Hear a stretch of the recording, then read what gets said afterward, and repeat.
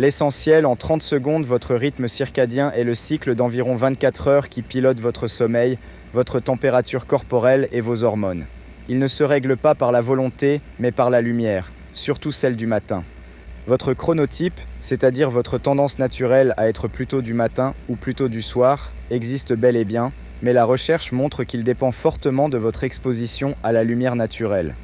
En jouant sur la lumière, l'heure de vos repas et celle de votre activité physique, vous pouvez avancer ou retarder votre horloge et la caler sur une journée qui vous convient. Votre corps ne fonctionne pas de la même façon à 7 heures du matin et à 23 heures le soir. En tant que médecin qui s'intéresse à la longévité, une des premières choses que je tiens à expliquer, c'est que presque chaque fonction de votre organisme suit une horloge et que cette horloge se cale en grande partie sur un signal très simple, la lumière que vos yeux reçoivent.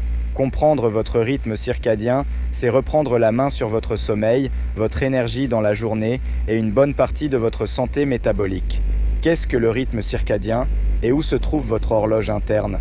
Le rythme circadien est le cycle biologique d'environ 24 heures qui rythme votre éveil, votre sommeil, votre température et la sécrétion de vos hormones. On parle souvent d'une horloge interne, au singulier, comme s'il existait un seul chef d'orchestre logé dans le cerveau. C'est en partie vrai.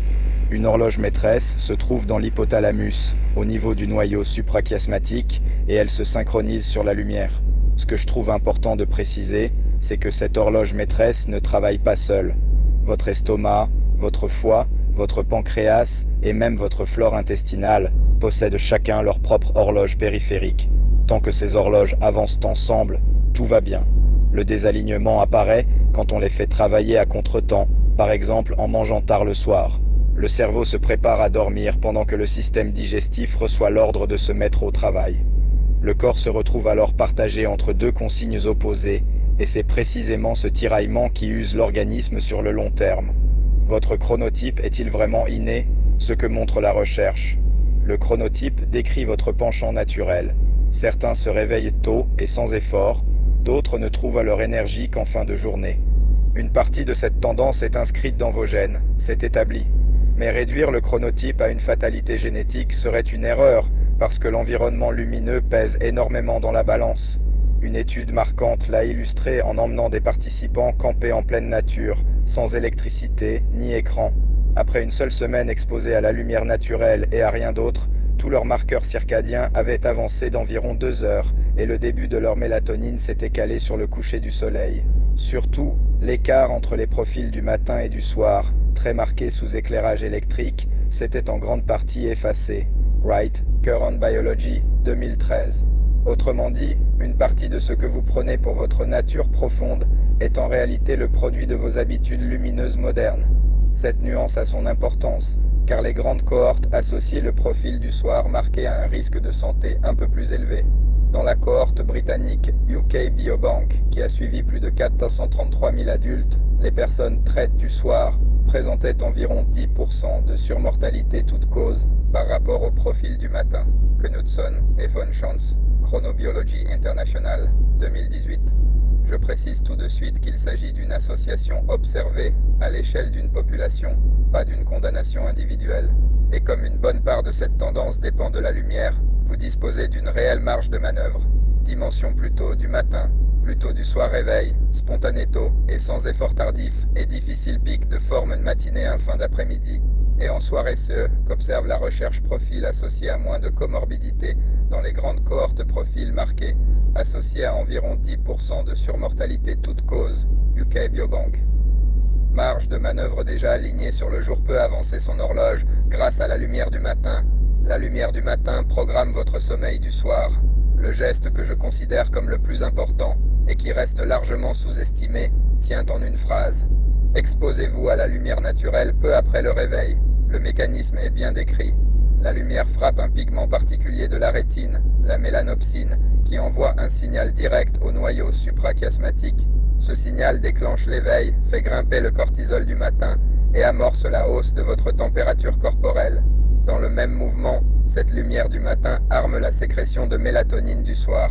En synchronisant votre horloge, elle prépare une libération de mélatonine environ 12 à 16 heures plus tard, soit typiquement dans les 2 à 3 heures qui précèdent le coucher.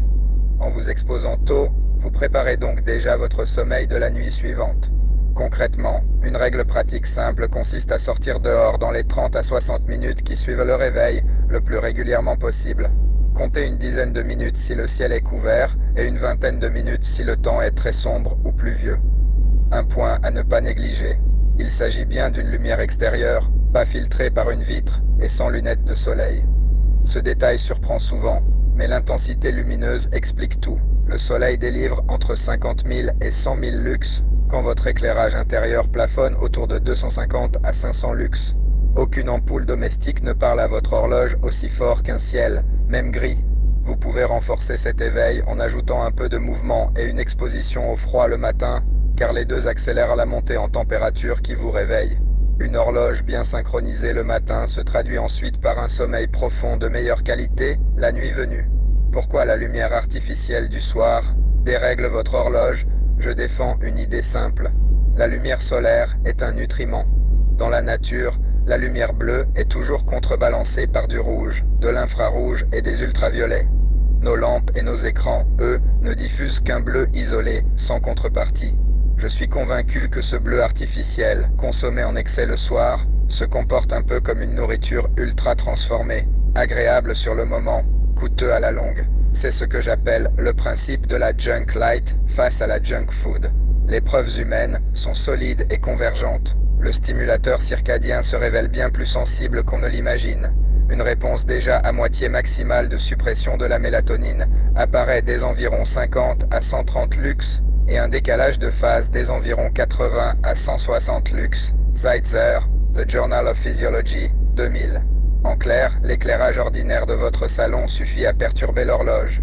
Une autre étude a montré que la simple lumière d'intérieur, sous 200 lux, avant le coucher, retardait le début de sécrétion de mélatonine chez 99% des sujets et raccourcissait sa durée d'environ 90 minutes. Goulet, GSM, 2011. Enfin, 5 soirées de lecture sur une liseuse lumineuse, comparées à un livre papier, ont supprimé la mélatonine du soir d'environ 55%, allongé l'endormissement d'une dizaine de minutes, retardé l'horloge d'environ 1,5 heures et réduit la vigilance du lendemain matin. Chang, PNAS, 2015. La conclusion pratique découle d'elle-même. Le soir, tamisez fortement vos lumières et éloignez les écrans lumineux, ou utilisez des verres qui filtrent la lumière bleue si vous devez rester devant un appareil. Le CBT-MIN, la boussole pour situer et déplacer votre horloge. Si vous ne deviez retenir qu'une donnée technique, ce serait celle-ci. Le CBT-MIN désigne le moment où votre température corporelle centrale atteint son point le plus bas au cours de la nuit. Je le considère comme la principale donnée sur laquelle se baser pour piloter son horloge, parce qu'il sert de point de référence à tous les autres repères. La séquence s'enchaîne assez logiquement. La mélatonine commence à monter environ 2 heures avant votre heure de coucher habituelle. Le CBT-MIN survient ensuite dans la seconde moitié de la nuit, à peu près 2 heures avant votre réveil moyen. Le point haut de température, le CBT-MAX, arrive quant à lui environ 12 heures après le CBT-MIN. Votre somnolence est maximale dans les 2 à 3 heures qui suivent le CBT-MIN, tandis que votre vigilance et vos performances culminent dans les 2 à 3 heures qui suivent le CBT-MAX.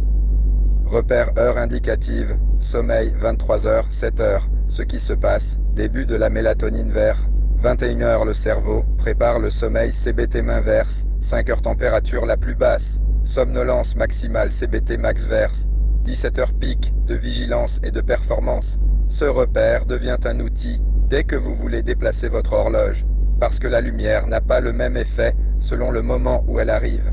Reçu 3 à 6 heures avant le CBT-MIN, c'est-à-dire en soirée, elle retarde votre phase et vous pousse à vous coucher plus tard. Reçu 3 à 6 heures après le CBT-MIN, c'est-à-dire le matin, elle avance votre phase et vous aide à devenir plus matinal. La mélatonine et l'activité physique décalent l'horloge selon la même logique, autour de ce point de bascule. Voilà pourquoi la lumière du matin vous rend plus du matin, et pourquoi la lumière vive du soir vous enferme dans un profil du soir. Manger et bouger au bon moment. La chrononutrition comme levier d'horlogeon parle beaucoup de ce que l'on met dans l'assiette, rarement du moment où on la remplit. Or le quand compte autant que le quoi pour votre horloge. La règle la mieux étayée par la recherche est d'éviter un repas dans les 2 à 3 heures qui précèdent le coucher. La raison est physiologique. Le soir, la montée de mélatonine réduit la sécrétion d'insuline. Un repas tardif tombe donc au pire moment, quand votre corps se prépare à dormir et gère moins bien le sucre. Décaler ce dernier repas dans la bonne fenêtre soutient votre sensibilité à l'insuline et évite de faire travailler vos horloges périphériques à contretemps. Cet effet paraît plus marqué chez une partie de la population que chez le reste, et la consigne inverse, ne rien manger dans les 2 heures qui suivent le lever, reste moins bien démontrée. Selon votre profil, un petit déjeuner peut au contraire avoir toute sa place. L'activité physique obéit à la même logique. Un mouvement léger le matin accélère l'éveil et renforce le signal de la journée. A l'inverse, un entraînement intense trop tard élève la température et l'adrénaline au moment où l'organisme devrait redescendre, ce qui retarde l'endormissement. Pour vous repérer sans calcul compliqué, je trouve utile de découper la journée en 3 fenêtres. Fenêtre, objectif circadien, gestes utiles. À éviter matin, les 3 à 4 heures après le réveil. Déclencher l'éveil et armer la mélatonine du soir lumière naturelle. 10 à 30 mines. Mouvement léger. Exposition au froid rester dans la pénombre. Coller un écran devant les yeux avant d'avoir vu le jour-journée. Jusqu'à 17 ou 18 heures. Maintenir un signal lumineux, forts exposés à l'extérieur. Placer les repas principaux. Enchaîner de longues heures en intérieur sombre soir. 18 heures jusqu'au coucher. Laissez monter la mélatonine, tamiser les lumières. Dîner léger 2 à 3 heures avant le coucher. Chambre fraîche et sombre lumière bleu vive. Repas tardif, sport intense. Alcool et la caféine trop tardif, décalage horaire social et jet lag. Quand votre horloge se désaligne, vous n'avez pas besoin de prendre l'avion pour subir un décalage horaire. Le décalage social décrit l'écart entre votre horloge biologique et votre horloge sociale, mesurable par la différence de milieu de sommeil entre vos jours travaillés et vos jours de repos. Se lever à 6 heures en semaine, puis à 10 heures le week-end, revient à s'imposer un petit voyage transatlantique chaque lundi. Une étude épidémiologique de grande ampleur a associé ce décalage social, au-delà de la simple durée de sommeil, à un indice de masse corporelle plus élevé et à un risque accru d'obésité. Roenberg, Current Biology, 2012. Vivre à contretemps de sa propre horloge a donc un coût métabolique concret. Le vrai décalage horaire, lui, offre un bon cas d'école pour comprendre comment on déplace une horloge. Avancer sa phase, ce que demande un voyage vers l'Est, est plus difficile que la retarder, ce que demande un voyage vers l'Ouest. Comptez en gros un jour de récupération par fuseau traversé. La lumière reste votre principal levier, appliqué au bon moment autour du CBT-mine, et son effet s'additionne à celui de la mélatonine, en particulier pour avancer la phase. Sur la mélatonine en complément, restons mesurés. Une méta-analyse d'essais contrôlés lui reconnaît un effet réel mais modeste, avec une réduction de la latence d'endormissement d'environ 7 minutes et un gain de temps de sommeil d'environ 8 minutes, en deçà des somnifères sur ordonnance. Ferracioli-Oda, PLOS ONE, 2013. C'est un outil d'appoint, pas une solution en soi, et son usage comme son dosage se discute avec un médecin. Note médicale: cet article a une visée d'information et de pédagogie. Il ne remplace pas un avis médical individualisé. Si vous souffrez de troubles du sommeil persistants, d'insomnie chronique ou d'une somnolence importante en journée, parlez-en à votre médecin avant de modifier durablement vos habitudes ou d'utiliser un complément comme la mélatonine. Votre protocole pour régler votre horloge interne. Sortez à la lumière naturelle dans l'heure qui suit votre réveil, même par temps gris. Pourquoi ? C'est le signal le plus puissant pour démarrer votre horloge et il prépare la mélatonine du soir environ 12 à 16 heures plus tard.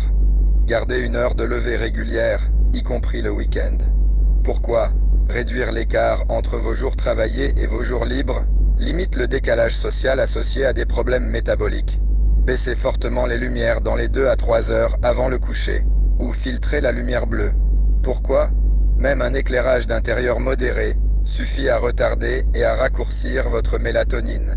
Éloignez votre dernier repas et votre sport intense du moment du coucher. Pourquoi ? Manger ou s'activer tard fait travailler vos horloges périphériques à contretemps.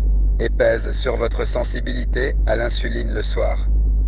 Servez-vous du CBT-mine comme boussole pour déplacer votre horloge. Pourquoi? La lumière reçue après ce point avance votre rythme et vous rend plus matinal. Celle reçue juste avant le retarde. Une horloge bien alignée ne se résume pas à mieux dormir. Elle influence aussi la réparation nocturne de votre organisme et le nettoyage nocturne du cerveau qui s'opère pendant le sommeil profond. En travaillant votre lumière, vos repas et votre activité au bon moment, vous ne suivez pas une contrainte de plus. Vous rendez simplement à votre corps le rythme sur lequel il a évolué. Pour aller plus loin, le système lymphatique, le nettoyage du cerveau pendant le sommeil profond, café et caféine, le bon timing pour ne pas saboter votre sommeil, lumière du soleil derrière une vitre, pourquoi le signal se dégrade, source Chang AM, Eschbach D, Duffy JF, Chrysler CA. Evening use of light-emitting e-readers negatively affects sleep, circadian timing, and next morning alertness. PNAS 2015. DOI 10.1073 PNS 14 wa 490112. Gooley JJ, Chamberlain K, Smith KA, et al. Exposure to room light before bedtime suppresses melatonin onset and shortens melatonin duration in humans. The Journal of Clinical Endocrinology and Metabolism, 2011. DOI 10.1210 JC, 2010 to 2098. Zeitzer JM, Dyke DJ, Kronauer RE, Brown EN, Scheisler CA. Sensitivity of the human circadian pacemaker to nocturnal light, melatonin phase resetting and suppression. The Journal of Physiology, 2000. DOI 10.1111J, 1469 to 7793, 2000. 0695, X Wright KP Jr., McHill AW, Burks BR, Griffin BR, Rusterholtz T, Chinoy ED, Entrainment of the Human Circadian Clock to the Natural Light Dark Cycle, Current Biology 2013, DOI 10.1016J, Cub 2013, 06, 039, Roeneberg T, Allebrand KV, Mero M, Veta C, Social Jet Lag and Obesity, Current Biology 2012, DOI 10.016J, Cub 2012, 03, 038 Knudsen KL, Von Schantz M, Associations between Chronotype Morbidity and Mortality in the UK Biobank Cohort, Chronobiology International 2018, DOI 10.1080 0742058, 2018, Armford 54458, Ferrazioli Oda E, Kawasmi E, Bloch MH, Meta-Analysis, Melatonin for the Treatment of Primary Sleep Disorders, Palos 1, 2013, DOI 10.1371, Journal, Pone 00637773,